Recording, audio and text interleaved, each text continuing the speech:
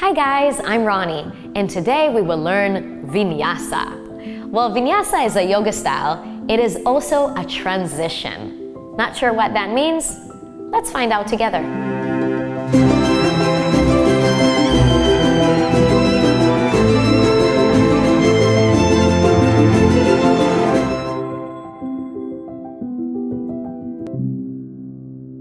Hi guys, so let's talk Vinyasa. Vinyasa is a yoga style, and it's also a transition between the poses.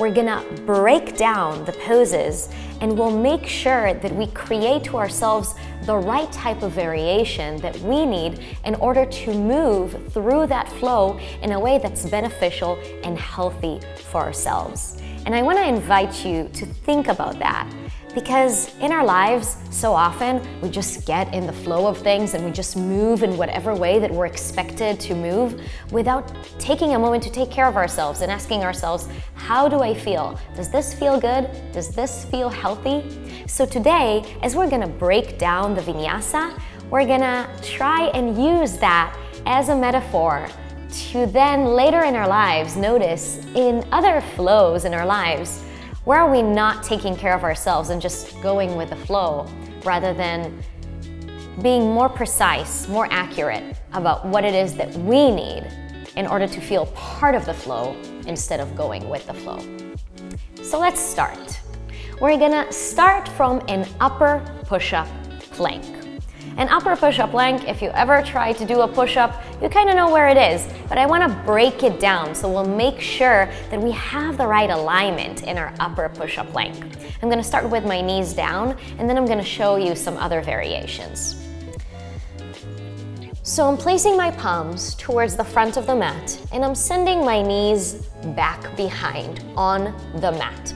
Now notice, I'm sending my weight all the way back, but I want to send my weight and shift it all the way forward so that you can see that my body is not collapsing or that my hips are not moving up and backwards. I'm trying to find center, and I'm trying to feel that the core is working here. I'm pressing my feet into the mat. I'm taking an inhale and I'm pressing away from the mat. Notice, if your shoulders and ears are close to one another, we're probably collapsing into our joints. We want to feel that we're engaging the core, pressing away with the palms, grabbing the mat with our palms, and then we're going to push it away with an inhale. On an exhale, we're going to lower halfway. I'm going to send my elbows back instead of to the sides. Sending my elbows back, sending my chin forward, lowering only halfway.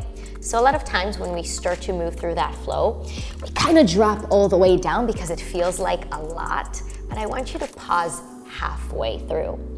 Inhale, pressing away. Exhale, lowering only halfway. Squeeze the elbows into the body. Inhale, press it all the way up. So that was one variation of the Chaturanga Dandasana, the upper push-up plank to lower push-up plank.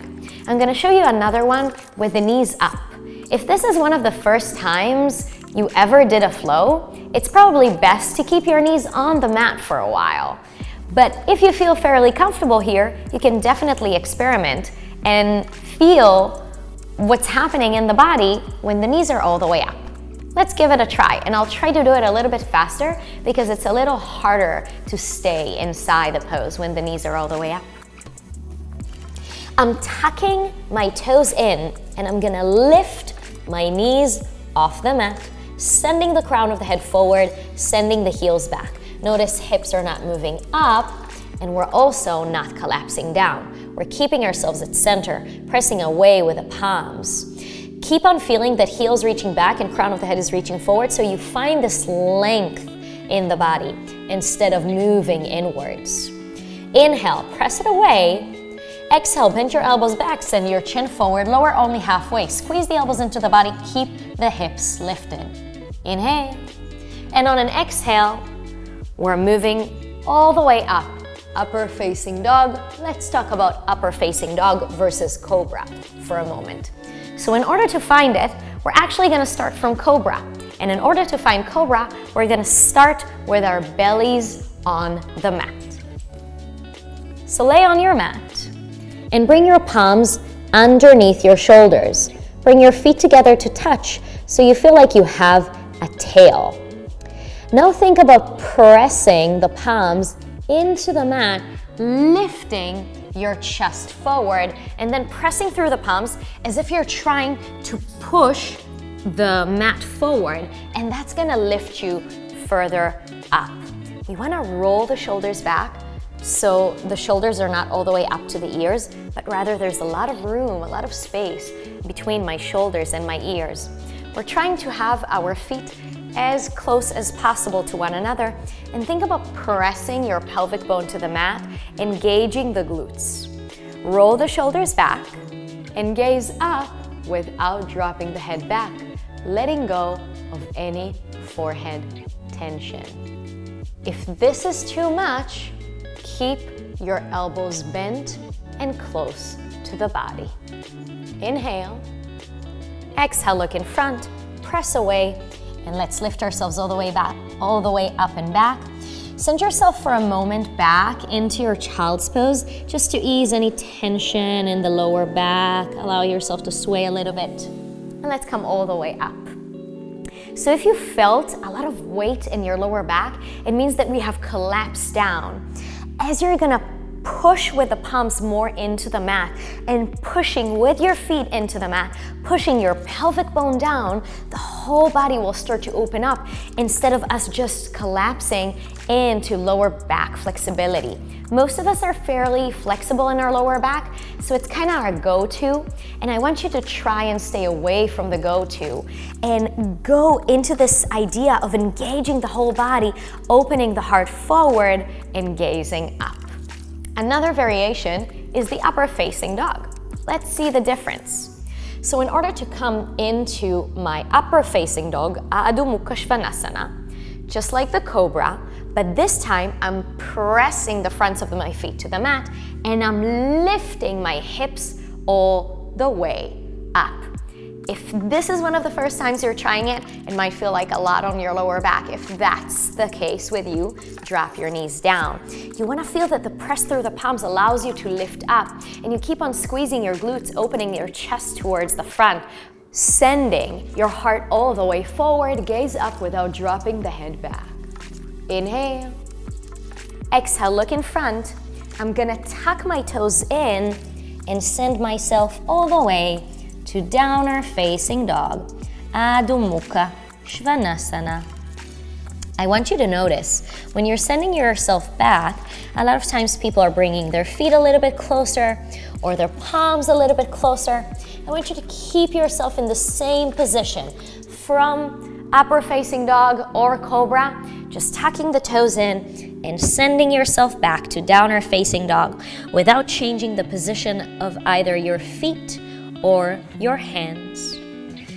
In our downer facing dog, Adho Mukha Svanasana, we're creating an upside down V shape in the body. Think about your sit bones reaching all the way up and back. There's a chance that you need to bend your knees in order to point your sit bones up instead of back.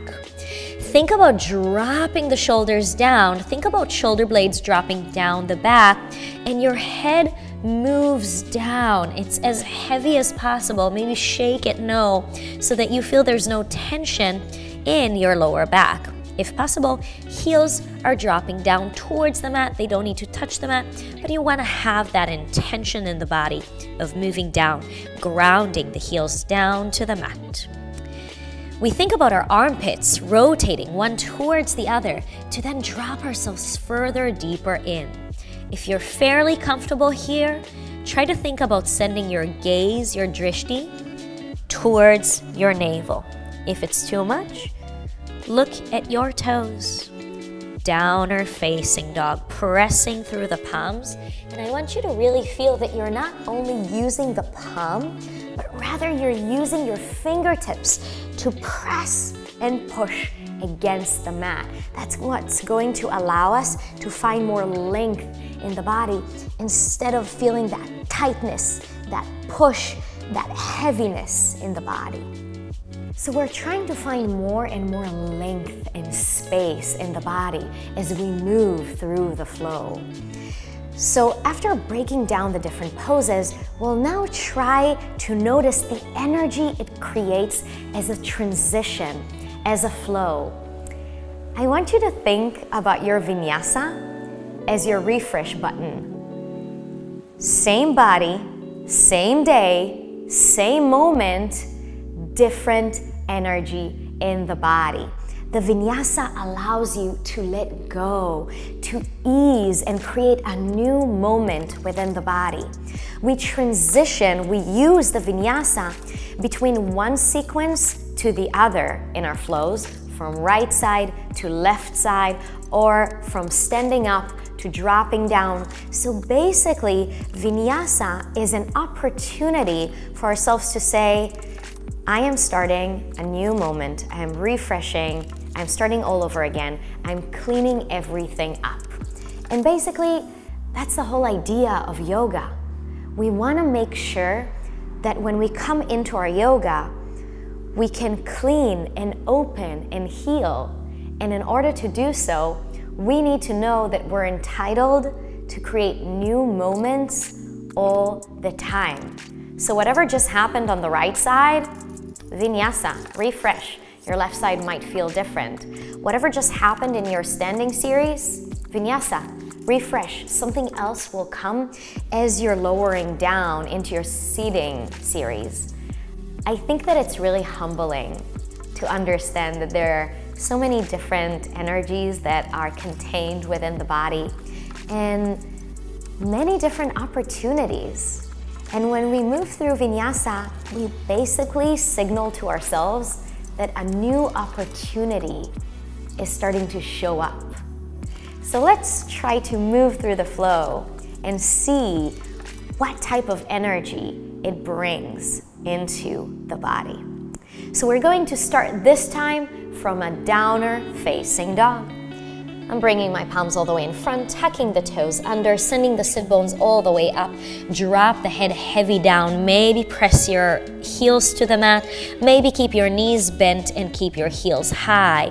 Feel that you're pressing away with the mat. Not only the palms, but the fingertips are engaged. Drop the shoulders down the back and relax your head heavy.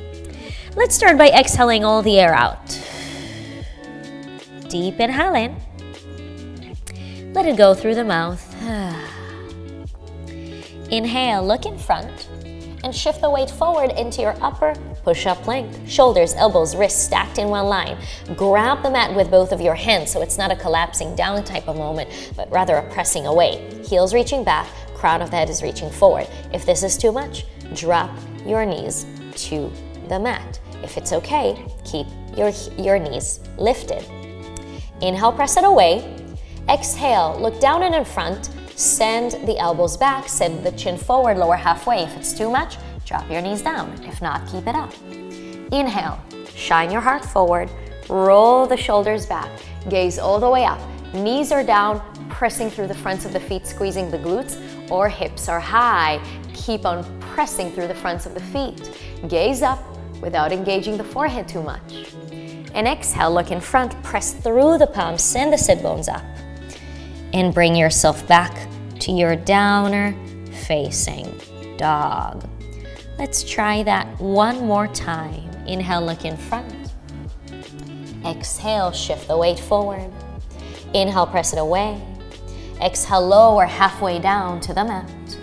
Inhale, shine your heart all the way forward. Look all the way up, squeeze your glutes.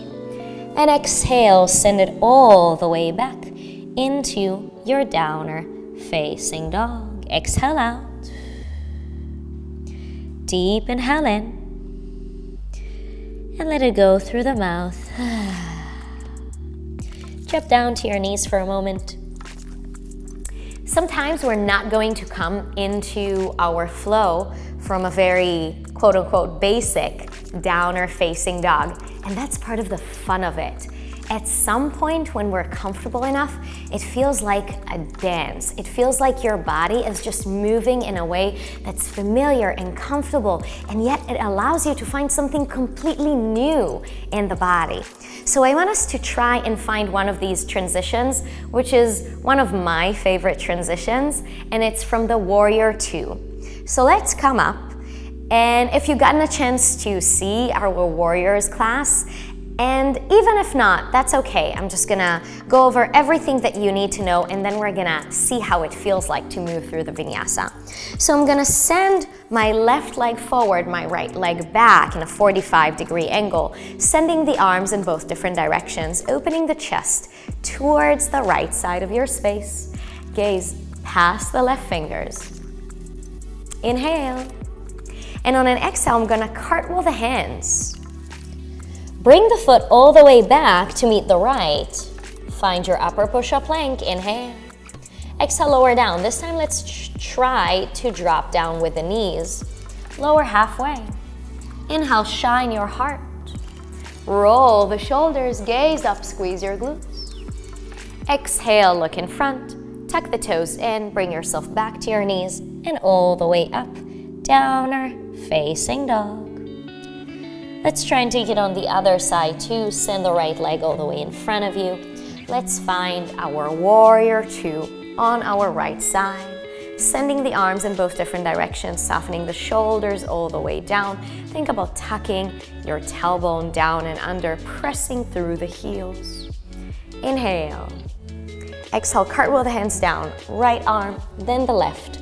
Bring the right foot all the way back, upper push-up plank. This time I'm gonna keep my knees up. Inhale, press it away. Exhale, lower halfway down. Inhale, shine your heart forward, hips on the mat or off the mat. Whatever is available for you, make sure it doesn't create any tension in your lower back. That's the most important thing. And exhale, send yourself all the way back into your downer facing dog. And see if anything already changed in your downer facing dog. Maybe there's a little bit more room to kind of press into, to deepen the pose. Take a deep inhale in. Let it go through the mouth. And gently drop yourself all the way down. Sometimes we're staying in a pose for a really long time and we feel that we need a shift of energy, just like we talked about in that refresh button. So sometimes we're in the middle of the sequence and it feels like a dance. And sometimes it feels like we're opening a door in the practice. So let's take a moment to sit. Just sit in a very comfortable, easy, sitting in the body, easy pose, Sukhasana. I want you to take a moment and go into that sitting position. Really notice that grounding sensation, maybe even heaviness in the body. Let's take 3 breaths here. Inhale.